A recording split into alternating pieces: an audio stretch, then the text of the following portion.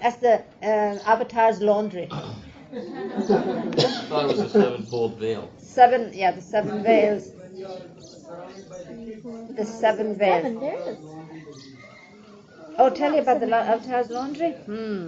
But they must have heard it so often, and this Dara has played it so often. See, when I was about 7 years old. No? No? God's laundry. God's, Avatar's laundry. Well, when I was around 7 years old, maybe a little less, maybe a little more, I don't know, I had a dream, and in my dream I saw God.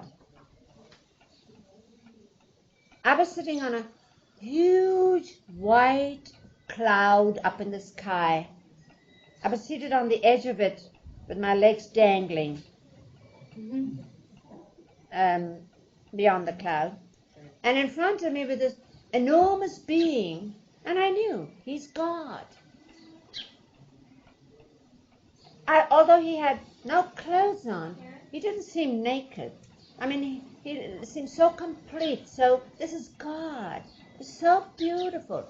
And I kept looking at him, but I had on a lacy white dress, like you wear at the communion and things like that. A lovely lacy white dress, which, as a matter of fact, I had worn at my own Naujot, which is communion, so it must be a little over 7.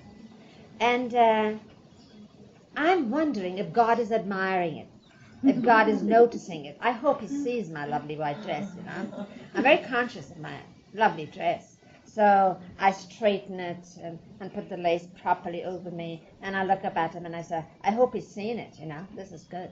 I hope he's seen it. And as I'm sitting there, and it doesn't say a thing, it's just his presence, this beautiful, big, huge, enormous being, and little me at the edge of the cloud watching him.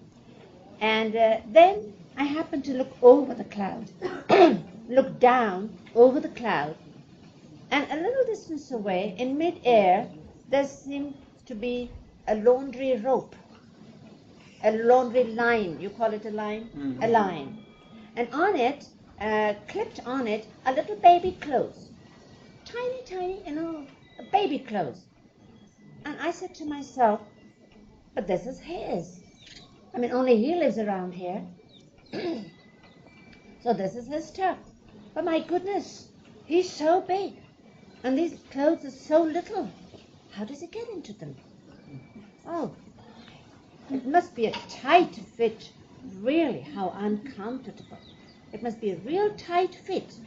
As I'm thinking this, then I turn round and look at him, and I find he's been looking straight at me while I was thinking this. So when I looked up at him, he nodded. Yes, a very tight fit.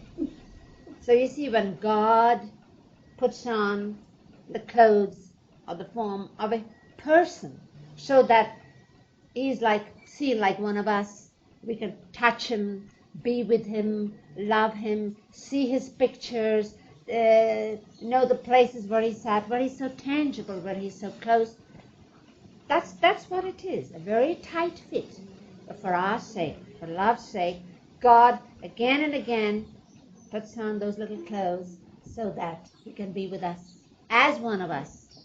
Sometimes, but even through that, those who loved him, those who knew him, never mistook, never forgot that he's who he is, that he's God. That this little, uncomfortable fit that he put on, the clothes that he put on, was for us. Sometimes we forgot.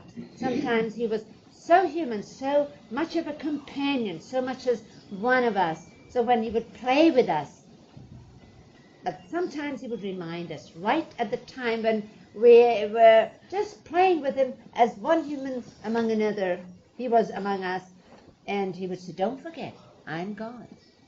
And sometimes when we were very much, when people would come and they were very reverent of us, he said, don't forget, I am man. He was both God and man. And that is why when sometimes people would say, talk about his manifestation,